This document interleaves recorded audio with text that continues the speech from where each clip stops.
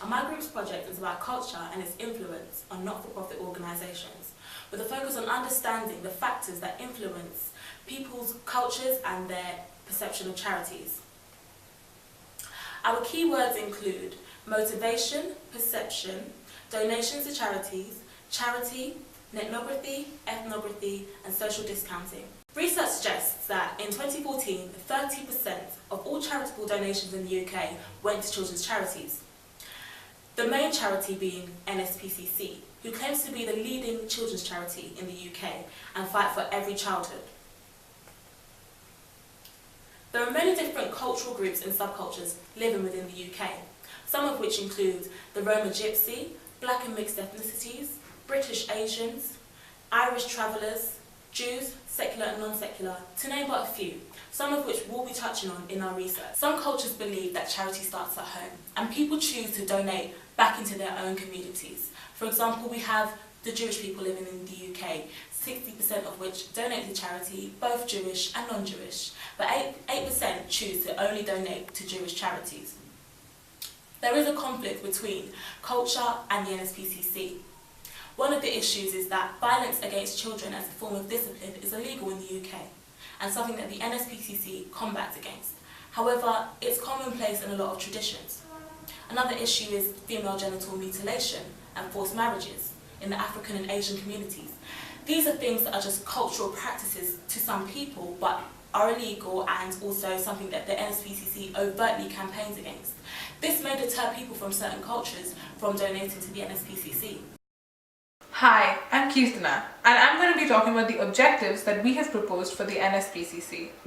There are many cultural groups that are dominant in the UK, and we are trying to understand what drives them to donate to charities and what lies behind the choices that they make. Is it culture that drives them to donate to those groups? We would like to promote the NSPCC as a viable option for them to use. Now, since there are so many cultural groups in the UK, we would like to understand this data, collect data on this, and create marketing campaigns that the NSPCC can use to cater to these cultural groups. The research objective covers understanding the motivation and perception that drives these cultural groups to donate, and if culture actually plays a big role. The tools that we will use are ethnography and ethnography, so we can analyze the data, and it will be supported by questionnaire and focus groups. Now, since the sample size that we have is small, we would like to utilize random sampling technique and stratified sampling so that we can gain precision on the data that's collected. Limitations of methodology. The researcher might have to spend a lot of time with these different cultural groups, and the different perceptions from these groups may change to a difference in presentation of results. The data may not be very reliable as the researcher does not have a team, and the participants may be aware that they are part of a research group, leading to the Hawthorne effect. Questionnaire, we need to be very careful not to offend, use the correct term, refer to the cultural group, request for the dignity of the research participant. The nature of the NSPCC work fight for the child taboo and necklace, so some respondents, they directly affected. Our question shouldn't be too intrusive, and enough time to given to the respondents. They can describe the review about our question research, and the consent of the respondent will be taken. Appropriate permission also will be ensured to use their data given, and confidentiality of the response will be maintained to ensure the privacy of their data. With the focus group, pay more attention to explaining the process, making clear who will be participating, and participants will treating everything they say as a confidential. Researchers must be very careful to introducing the potential sensitive topic and avoid putting any respondent in uncomfortable or difficult position, and must be very careful of the strength of the conclusion. It's a group view, not a group research on. With the hard copy, we have a 4 steps. With the step 1, we will introducing about our group and the purpose of the research. And with the step 2, is the confidentiality. It's very important to assure with the potentially respondent about the anonymity and the confidentiality. It's also really important to aware the implications that the promise have for the researcher. So we show the confidentiality agreement we sign on behalf of the university representative Dr. Clyde Howard. And the step 3 is the logistics. The logistics we will consider in two perspectives. The first is the filling of the questionnaire, and the second is the process to give as the completed the questionnaire. And as the first, we will tell with the respondent about the questionnaire. The questionnaire will include the 3 pages. It will take 15 minutes to complete, and the respondent in this process entirely voluntarily.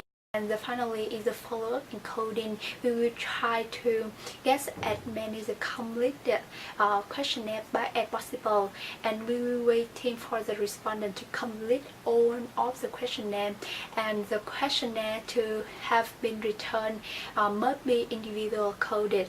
The coded traceable to individually the respondent. The electronic questionnaire, we have 3 steps. With the step 1, the respondent send an email to inform them before the questionnaire is sent. And the step 2, the respondent will get the questionnaire and with the claim or return day. And the step 3, during the quiz, the questionnaire is sent by a reminder email to send for those who have not responded. With the focus group, we have 7 steps. With the step 1, we will introduce the name and the mission of each member in our group and the purpose of the research, and then we will introduce the name of all participants in the focus group. With the step 2, it's very important to assure with the all participants of the anonymity and the confidentiality.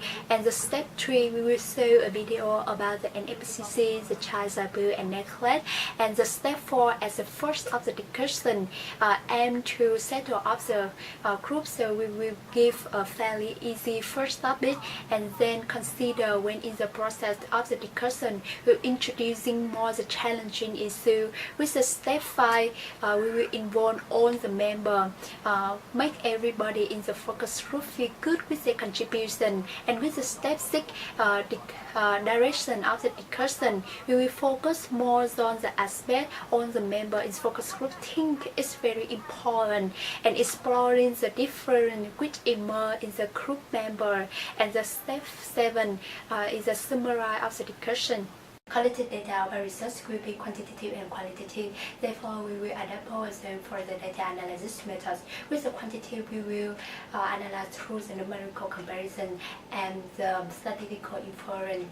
Data are reported through the statistical analysis. With the qualitative, we will analyze through the theme from the description by the informant, whereas the data are reported in the language of the informant. Hi, I'm Jade Alexander, and I'll be covering the sampling proportion of this proposal. For sampling, we've chosen 2 different methods: random sampling, distributing questionnaires via social media, targeting groups trending among different cultures, for example the BBC Asian Network via Twitter and Afro-Caribbean societies via Facebook. The second method is stratified sampling, where we would divide the population of participants into 4 major ethnic groups and then divide them further: white, working class, black parents, Asian students, and mixed ethnicity, upper class. These participants will take part in our focus groups. Of course, we have to consider the advantages and limitations for these 2 methods. For random sampling, there's a better chance of a large amount of results, but there's no guarantee that a specific amount of people from each culture will take part. For stratified sampling, we can specifically choose who takes part. Therefore, results can be more precise, but the method is a lot more time consuming and it takes a lot more effort in order to gather the data.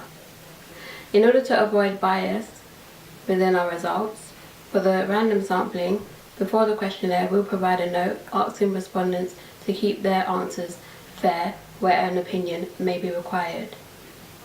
For the focus group, is a lot more controlled and therefore easier to avoid partiality and unfairness. For our timeline, We will have 3 months in order to gather the data, analyse it and conclude the results. Hi, my name is Mara. I'm going to talk to you about the budget. Our 3-month budget plan is separated equally every month and has a total amount of money of £342. Our 2 biggest expenses are the travelling costs, which come up to £44 each month, and our online platform we're going to use, which is going to take us also monthly £25. Now I'm going to talk to you about dissemination of results. The first thing we're going to do is to create a YouTube video showing our results. When this video goes online, we're going to share our results with NSPCC, and NSPCC will put our results into their website.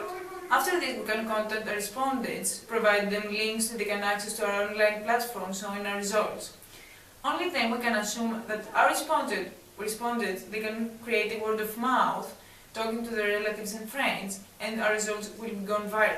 Last, as a group, we strongly believe that we need to share our results into other social media accounts and other charities. So we're going to share our results into LinkedIn, other charities, and our personal social media account.